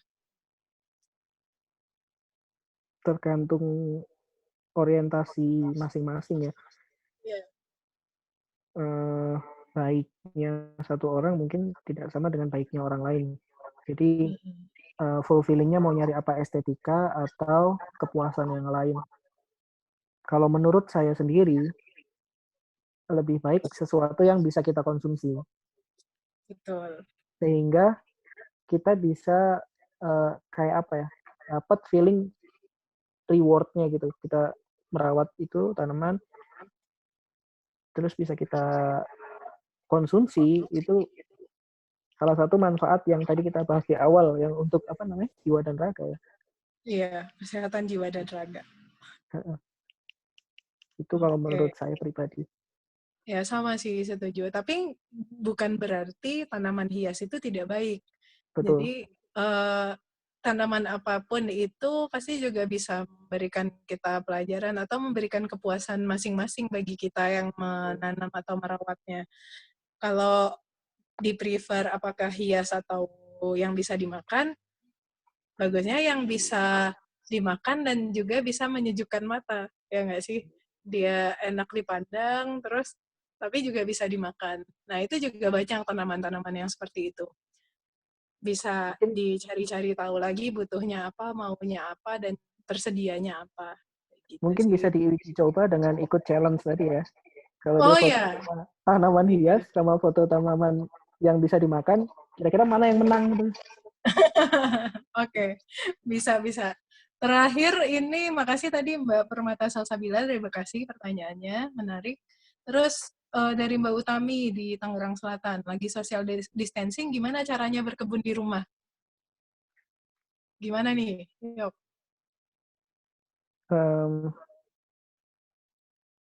Kira-kira apa bedanya ya? Karena kalau sekarang malah sebenarnya kita dikasih waktu lebih banyak nggak sih untuk trial dan error untuk berkebun. Dan observasi. Dan observasi juga sebenarnya, ya daripada bosan kayak cuma mainan handphone atau ngapain, ya kenapa enggak kita beralih dari handphone sebentar, ngelihat sekitar kita. Terus apa sih yang bisa kita lakukan, kayak mulai nanam apa, kita butuhnya apa, kayak identifikasi tadi. Caranya gimana, ya mulai aja. Gitu. Ya enggak sih? Oke. Demikian kira-kira, kayaknya di sini ada lagi yang nanya. Ada lagi. Kita masih punya waktu sekitar 5 menit. 5 menit lagi buat diskusi. Oke. Mana nih? Mulai dari Mbak Desi, tanaman sayur apa yang bisa dan cocok ditanam di vertical garden, Kak? Vertical garden tuh berarti yang digantung di tembok-tembok itu ya? Ya, vertikultur. Menurut saya berarti yang dia nggak terlalu tinggi, yang tumbuhnya lebih menyamping, berarti seperti sawi, selada, ya yang daun-daunan. Ya, mungkin sayur-sayur yang pendek kayak kangkung pun bisa, Kangkung, betul-betul. Ya. bayam. Ya. Tapi jangan tanam alpukat di dinding karena nggak akan Ya. tumbuh juga sih. Ya. Oke. Ya, sayur tuh bisa banyak yang nggak terlalu tinggi kan tumbuhnya, dan yang penting tanahnya cukup dan wadahnya itu aman sih. Jangan sampai nanti pas udah mau panen atau dia masih bayi malah jatuh atau gimana. Karena vertical garden strukturnya sih yang harus kita perhatikan. Tuh. Lanjut ya. Kalau seperti aquaponik atau hidroponik, gimana Kak prakteknya, terutama perawatannya? Apakah lebih simpel dari bercocok tanam dengan media tanah? Oke. Saya belum pernah praktek hidroponik dan aquaponik. Sama. Terus kalau prakteknya, terutama perawatannya, apakah lebih simpel dari bercocok tanam dengan media tanah? Menurut saya enggak. Bahkan mungkin bisa lebih repot karena variabel-variabelnya kita yang mengontrol. Nutrisi, kelembapan, suhu, jadi lebih banyak hal yang dikontrol. Betul. Aquaponik sama hidroponik itu sebenarnya mungkin kalau menurut saya pribadi ya, kalau memang kita masih punya tanah atau punya lahan yang bisa langsung di tanah, ya kenapa enggak kita pakai tanahnya dulu, kenapa harus hidroponik? Ya. Tapi kalau memang kita terbatas dengan lahan atau ingin mencoba dan lebih suka dengan hidroponik atau aquaponik, ya kenapa enggak dimulai. Tapi setuju banget kalau dilihat dari beberapa yang pernah diperhatikan atau dipelajari gitu, lebih simpel sebenarnya bercocok tanam di tanah. Karena kalau di hidroponik kita butuh airnya selalu tersirkulasi dengan baik, juga belum lagi nutrisinya yang harus ditambahkan ke air. Kalau mungkin aquaponik itu kan nutrisinya dia dari ikan ya, dari Ikan. kotoran ikannya yang diputar kembali. Itu mungkin bisa lebih simpel, tapi di awal instalasinya memang agak ribet. Betul. Kalau di tanah ya kita tinggal langsung, kalau ada tanah, ada media tanam, di pot pun bisa atau di tanah pun bisa. Tapi kalau misalnya ada teman-teman yang memang sudah terbiasa hidroponik atau aquaponik, ya tentunya pasti lebih gampang melakukan prakteknya. Gitu sih. Itu balik ke diri kita masing-masing. Dan balik lagi ke resources ya. Resources yang kita punya. Ya, ke resource-nya lagi. Kak, jika ingin tanaman kita berbuah seperti stroberi, apakah ada perawatan khusus? Jika ada, bagaimana caranya? Oke. Itu ada, biasanya orang dari pemupukannya beda. Ada pupuk yang untuk fase vegetatif dan generatif. Jadi ketika dia berbunga, kita kasih pupuk yang apa, saya detailnya lupa. Tapi intinya, memang biasa orang, terutama yang organik, menyiasatinya itu diberi nutrisi khusus ketika dia mau berbunga.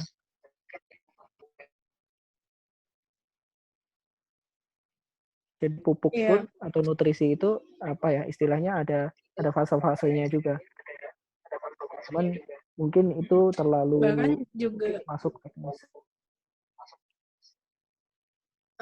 Juga masing-masing zat-zat organik itu kan ada unsur-unsur senyawanya juga berbeda-beda kan. Nah, itu bisa memacu pertumbuhan buah di yang ini, senyawa yang ini. Kalau misalnya untuk berbunga yang ini, nah itu bisa berbeda-beda.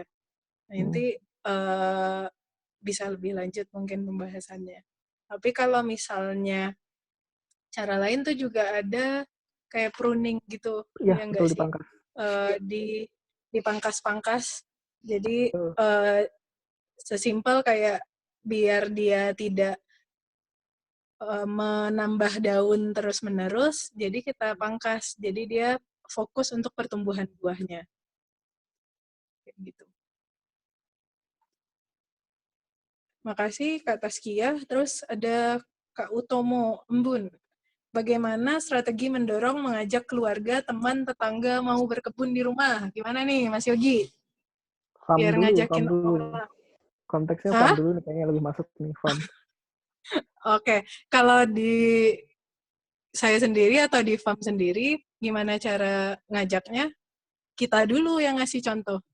Harus kitanya dulu mulai sendiri. Gimana orang lain mau ngikutin kita kalau kita cuma ngomong doang.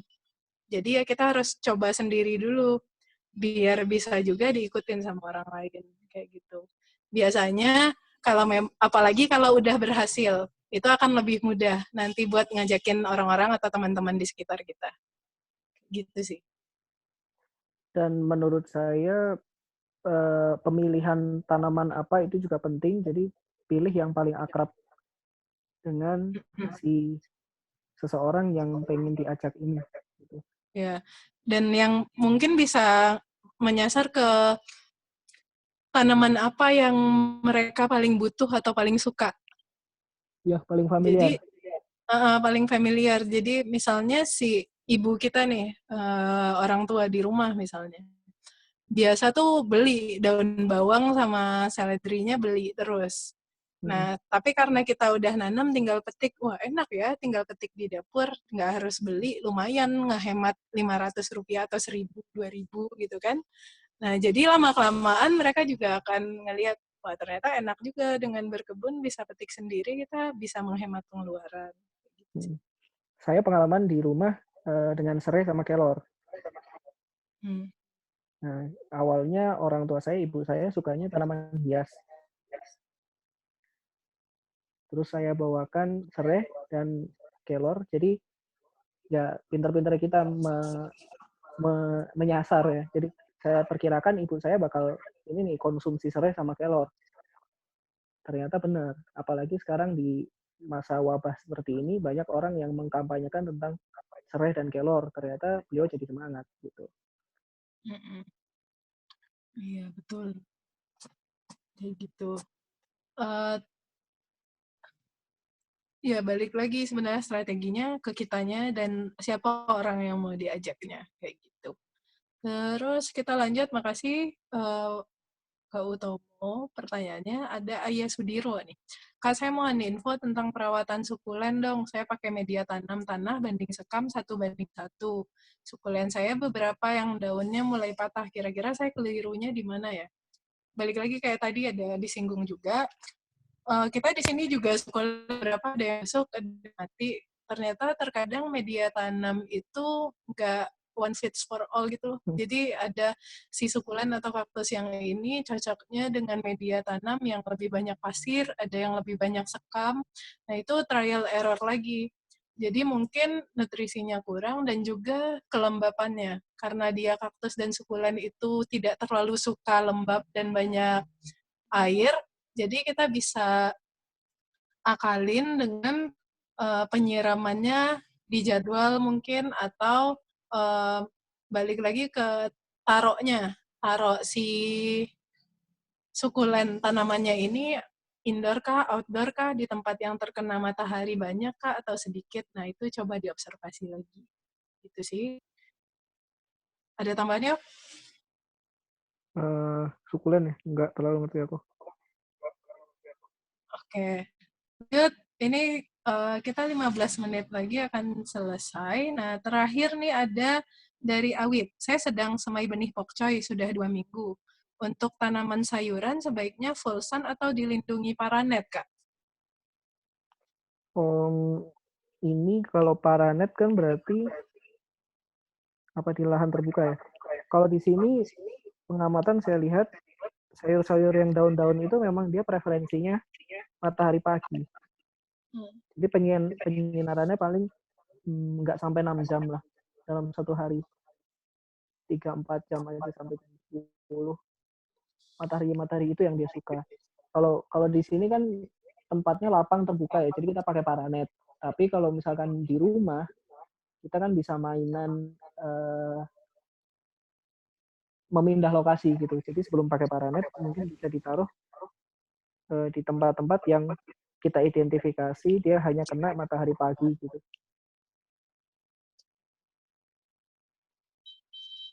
Oke. Kalau memang Gitu. tidak bisa, baru dilindungi dengan paranet supaya dia nggak terlalu terekspos sinar matahari terlalu lama atau terlalu panas. Kalau di sini saya pakai ini paranet untuk beberapa tanaman.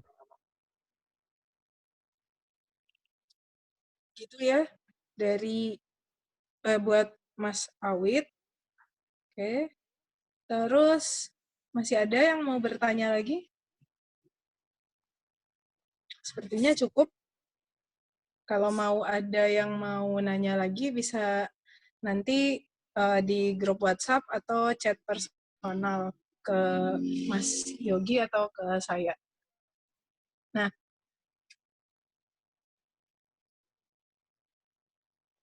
waktu diskusinya mungkin kita sudahi sampai di situ.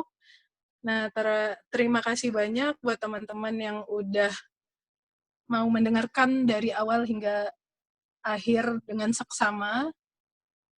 Mohon maaf jika banyak kekurangan dari kita. Nah, mau mengingatkan lagi, teman-teman bisa ikut challenge belajar dari tanaman dari Famlintau di aplikasi campaign.com, bisa teman-teman download di App Store atau Play Store. Nah, 3 postingan paling menarik akan dapat merchandise eksklusif dari Famkada. Ini cuma sampai 22 April 2020. Oke. Terima kasih teman-teman sudah mendengarkan. Penutup dari kami. Nggak ada yang namanya kesalahan dalam berkebun, hanya ada percobaan. Itu kata Janet Kebun Phillips. Bisa follow kita di Instagram @happinessfestival @id.indonesia, campaign.id, farm.lintau, dan lombok_organic. Makasih buat Yogi sudah sharing. Terima kasih juga. Sama-sama. Terima kasih teman-teman semua. Makasih juga teman-teman dari campaign yang sudah memfasilitasi kita di sini. Sampai ketemu di lain kesempatan. Sebelum kita tutup, kita foto bersama dulu, boleh? Caranya gimana sih? Cara foto bersamanya kalau via Zoom gini kita akan screenshot. Berarti kita Nanti nyalain teman-teman bisa aktifin videonya. Terus. Kalau dari HP nggak bisa satu screen ya, harus scroll-scroll. Betul. Oke. Bentar.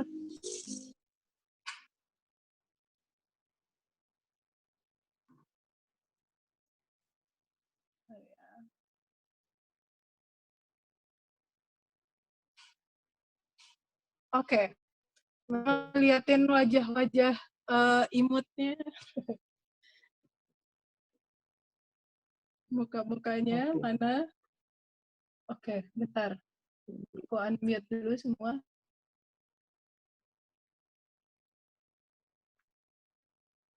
Nah.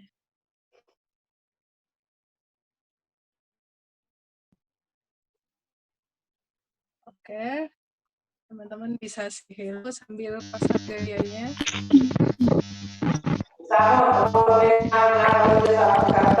Oke, kita akan mulai foto.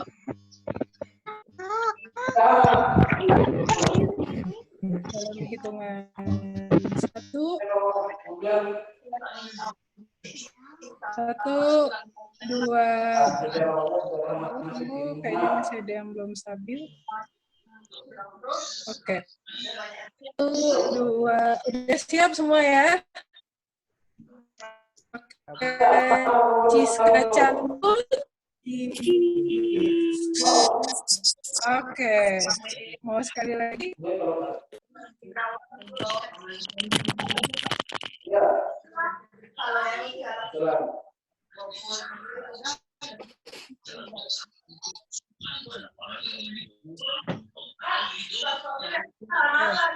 Cangka-cangkan.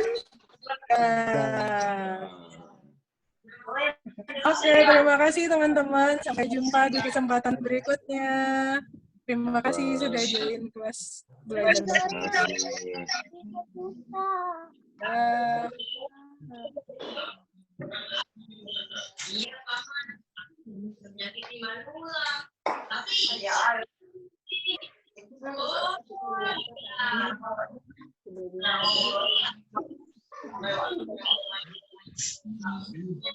Kayak yang punya usaha bikin seperti itu loh.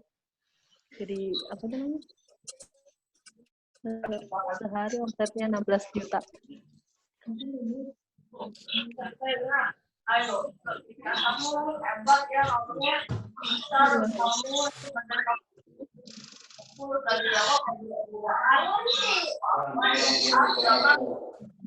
Astaga, lapar gak sih?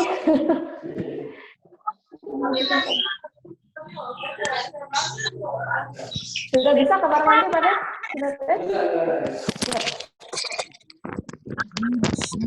Ika.